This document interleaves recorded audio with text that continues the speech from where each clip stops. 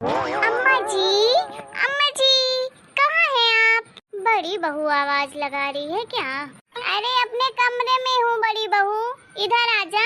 अरे अम्मा जी, मैं कितनी परेशान हो गई थी, कब से आवाज लगा रही हूँ। कहाँ कहाँ ढूंढा आपको, कहीं नहीं दिखी आप। आपको तो पता है ना अम्मा जी कि आप मेरी आंखों से अगर 10 मिनट के लिए भी दूर चली जाती हैं तो मेरा तो जी घबराने लगता है। पता नहीं कैसे कैसे बुरे ख्याल आने लगते हैं कि मेरी अम्मा जी कहाँ चली गईं। अरे क्यों परेशान होती है बहू इतना? भला इस उम्र में कहाँ जाऊंगी? अब पूरा दिन घर में बैठे बैठे भी तो अच्छा नहीं लगता है ना, हाथ पैर और जाम हो जाते हैं। इसलिए थोड़ा टहलने के लिए चली जाती हूँ आस पड़ोस वालों के घर में। अरे बड़ी बहू ऐसे मत परेशान हुआ कर, कहीं नहीं जाऊंगी, समझी? आप मेरे पास बैठ। अरे अम्मा जी परेशान कैसे ना हूँ, आपको तो पता ही है, आपको अपनी माँ के समान मानती हूँ। अरे आपसे तो दूर मैं कभी रह ही नहीं सकती हूँ, इसीलिए तो अगर मैं कभी अपने मायके भी जाती हूँ तो 1 हफ्ते के अंदर ही वापस आ जाती हूँ। आपके बिना तो कहीं मन ही नहीं लगता मेरा, हर वक्त आपकी ही चिंता लगी रहती है मुझे। क्योंकि छोटी को तो जानती हैं आप, वो तो पूरा दिन फोन में ही लगी रहती है, अपने मायके वालों से बात करती होगी कहीं पर, उसे तो किसी की परवाह ही नहीं है। इसीलिए तो मैं आपको उसके भरोसे तो छोड़ नहीं सकती हूँ। अब बताइए, आपका ख्याल तो मुझे ही रखना पड़ेगा ना, मैं आपके सेहत के साथ लापरवाही थोड़ी न कर सकती हूँ। और जानती तो हैं आप कि आपकी छोटी बहू मुझसे भी ज्यादा बात नहीं करती है, आपके पास भी कभी नहीं बैठती है। उसको तो ऐसा लगता है देखकर बस उसका तो सिर्फ उसके मायके वालों से ही मतलब है, यहाँ से तो कुछ लेना देना ही नहीं है। कह तो तू सही रही है बड़ी बहू, छोटी बहू को जब भी देखो मोबाइल में ही लगी रहती है। अरे घर में इतने सारे लोग रहते हैं, किसी से नहीं है कि हंस बोल ले, 5 मिनट बैठ जाए बातें कर ले। सास रहती है घर में, जेठानी रहती है, ये नहीं 10-5 मिनट उनके पास भी बैठे। उसको तो जब देखो मोबाइल में ही लगी रहती है, पता नहीं किससे बात करती है इतनी। हाँ वही तो अम्मा जी, उनकी इन हरकतों से तो मैं खुद ही परेशान हूँ, लेकिन क्या करूँ, घर में कलेश तो नहीं कर सकती हूँ ना उनसे लड़ झगड़ के। अरे एक बात कहो तो 4 बात उल्टा सुना देती है मुझे। अरे क्या करूँ मैं इसका, हर समय जब देखो तो मायके में ही लगी पड़ी रहती है। हो गया, रहने दीजिए अम्मा जी, क्या कर सकते हैं। अब हर कोई मेरे जैसा थोड़ी ना होता है कि अपनी सास को माँ के समान माने।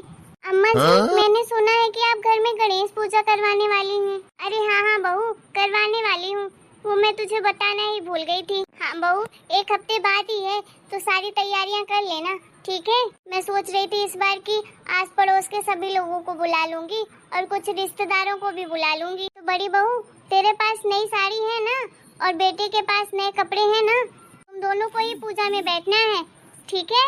अच्छा अम्मा जी, हम दोनों को ही बैठना है क्या? लेकिन मेरे पास नई साड़ी तो नहीं है और इनके पास भी नए कपड़े नहीं है, फिर क्या करेंगे अम्मा जी? पुराने कपड़ों में तो पूजा भी नहीं हो सकती है। अरे बड़ी बहू तो क्या बात हो गई, अरे मैं तुझे पैसे दे दूंगी, तू ले आना अपने लिए नई साड़ी और बेटे के लिए भी 1 जोड़ी कपड़े लेकर आ जाना। मैं सोच रही थी हवन भी करवा दूंगी साथ में, तो अच्छे कपड़े लेकर आना, ठीक है? ठीक है अम्मा जी, जैसा आप कहें। घर में पूजा और हवन होने वाला है, इस बारे में तो मुझे कुछ पता ही नहीं है। ये अम्मा जी का कब प्लान बन गया ये सब करवाने का, मुझे तो बताया ही नहीं। अरे बड़ी बहू एक काम कर, तू आज मेरे साथ बाजार चल, तो अपने मन पसंद की साड़ी ले लेना। मैं कुछ काम से तो जा ही रही थी बाजार, तो तू भी साथ में चल, क्योंकि अभी से तू ले लेगी साड़ी, तुझे ब्लाउज और पेटीकोट भी तो बनवाना पड़ेगा ना, उसमें तो टाइम लगेगा। हाँ अम्मा जी कहे तो आप सही रही, इस बारे में तो मैंने सोचा ही नहीं था। ठीक है फिर तू तैयार हो जा जल्दी से, फिर दोनों सास बहू चलते हैं साथ में मार्केट। ठीक है अम्मा जी, अब पूजा में तुझे बैठना है तो सब लोग तुझे देखेंगे, इसलिए साड़ी भी तो अच्छी होनी चाहिए। देखो तो सही, घर में कुछ होता है काम तो बस छोटी बहू याद आती है, और घर में इतनी बड़ी पूजा है तो अभी तो छोटी बहू को पता ही नहीं है इसके बारे में। हर बार जेठानी जी को और जेठ जी को बैठा देते हैं पूजा में, कभी छोटों के बारे में तो सोचना ही नहीं है किसी को। जैसे हम पूजा में बैठ जाएंगे तो पाप हो जाएगा, एक बार पूछती भी नहीं है मुझसे। बस मैं इस घर में काम करने के लिए आई हूँ और तो किसी चीज से लेना देना ही नहीं है मुझे। हाँ नहीं तो थैंक यू अम्मा जी, सच में आप कितना सोचती हैं मेरे बारे में, कितना प्यार करती हैं मुझसे। इतना तो मेरी सगी माँ भी नहीं करती मुझसे प्यार जितना आप करती हैं। थैंक यू सो मच अम्मा जी, थैंक यू सो मच। अरे बस बस बहू, थैंक यू बाद में करना। अच्छा सुन, जो मैंने तुझे नई साड़ी के लिए बोला है ना, कि मैं तुझे आज नई साड़ी दिलवाऊंगी। इस बारे में तू छोटी बहू से कोई बात मत करना, ठीक है? इसके बारे में उसे कुछ नहीं पता चलना चाहिए। पर अम्मा जी, नई साड़ी खरीद के घर में लाएंगे तो देवरानी जी को तो ऐसे ही पता चल जाएगा। अरे मेरी भोली भाली बड़ी बहू, अरे घर में लाने की जरूरत ही क्या है? उधर से अपन साड़ी लेकर आएंगे और उधर टेलर के यहाँ दे देंगे। वो कौन सा जल्दी बनाकर देने वाला है? उसे भी तो टाइम लगेगा बनाने के लिए। पीको फॉल करेगा, उसमें ब्लाउज बनाएगा।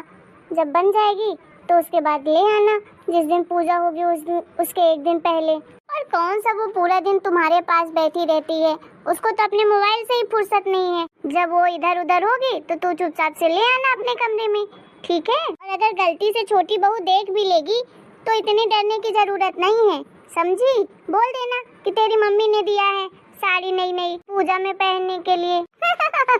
सच में अम्मा जी, आप तो लाजवाब हैं। सच में आप मुझे अपनी सगी बेटी मानती हैं। मेरी सगी माँ से ज्यादा प्यार करती हैं आप। जब से मैं इस घर में आई हूँ शादी करके, मुझे तो कभी अपनी माँ की कमी महसूस हुई नहीं। अरे बस कर, अब रुलाएगी क्या? अच्छा सुन बहू, वो अपनी पिंकी बिटिया का जन्मदिन भी तो आने वाला है अभी इसी हफ्ते, है ना? मैं उसके लिए एक सोने का ब्रेसलेट लेकर आई हूँ। रुक जा, तुझे अभी दिखाती हूँ। ये देख कैसा लग रहा है? अरे अम्मा जी, ये तो बहुत ही सुंदर है, बहुत भारी भी है। बहुत सुंदर लगेगा अपनी गुड़िया रानी पर। अरे भाई, मेरी नातिन है, अच्छा तो लगेगा ही। लेकिन बड़ी बहू, इसके बारे में छोटी बहू को पता नहीं चलने चाहिए कि मैंने बड़ी बहू की लड़की के लिए सोने का ब्रेसलेट बनवाया है, ठीक है? अगर उसको गलती से पता चला ना तो तांडव मचा देगी घर में। जानती तो है ही उसको, कैसे कैसे तो बोलने लगती है कि बड़ी बहू के बच्चों के लिए तो ये इलाज कर देती हो, वो ला के देती हो, मेरे बच्चों को तो कभी कुछ नहीं देती हो। अब तू तो जानती है, इतना भी कौन सा मेरे पास पैसा रहता है। जितना कुछ है दे देती हूँ तुझे, उसके बच्चों को तो सच में कभी कुछ नहीं देती हूँ। और उसके पास कमी क्या है? उसके मायके में इतना पैसा है, उसका पति भी इतना कमाता है। अब इन सब की उसे क्या जरूरत है? वो फालतू में झगड़ा करने के लिए मुझसे लड़ने लगती है, इसलिए मत बताना उसे, ठीक है? छुपा के रखना। अरे नहीं अम्मा जी, आप टेंशन मत लीजिए, मैं कुछ नहीं बताऊंगी देवरानी जी को। भला मैं क्यों बताऊं उन्हें? ठीक है। और गुड़िया को भी बोल देना कि अगर कोई पूछे तो बता देगी कि उसके नानी नाना ने दिलवाया है, ठीक है अम्मा? अरे मुझे तो छोटी बहू के बच्चे बिल्कुल पसंद नहीं है। एक तो इतने शैतान है, राक्षस इंसान नहीं है। पूरा दिन लड़ते झगड़ते रहते हैं। ना तो मुझे छोटी बहू सुहाती है और ना ही उसके बच्चे। मेरा तो जो भी लगाव है अपने बेटे से है, नहीं तो मैं तो इनको देखूं भी ना, घर में ही ना रहूं एक साथ। अरे अम्मा जी, कोई बात नहीं, थोड़ा बहुत तो एडजस्ट करना ही पड़ता है। कम से कम पैसे दे देते हैं तो घर खर्च के पैसे बच जाते हैं, बच्चों के स्कूल के भिजवा देते हैं पैसे, वो भी पैसे बच जाते हैं। नहीं तो पसंद तो मुझे ना तो देवरानी ही जी हैं और ना ही उनके बच्चे। बड़ी मम्मी करते रहते हैं, गुड़िया को कितना मारते हैं। अब क्या करूं, बच्चे हैं तो कुछ ज्यादा बोलती नहीं हूँ कि मुंह फुला कर बैठ जाएगी, नहीं तो उसकी माँ लड़ने लगेगी मुझसे। कोई नहीं, तू तो अपनी गुड़िया को दूर ही रखा कर इनसे, राक्षस है, कहीं मार दिए तो। ठीक है अम्मा। हेलो दोस्तों, ये अभी वीडियो खत्म नहीं हुआ है, अभी इसका आगे का पार्ट बाकी है जो मिलेगा आपको नेक्स्ट वीडियो में। आपको ये हमारा वीडियो कैसा लगा? अगर हमारा वीडियो आपको अच्छा लगा हो तो हमारे वीडियो को लाइक करो, शेयर करो, कमेंट करो, हमारे चैनल को सब्सक्राइब करो।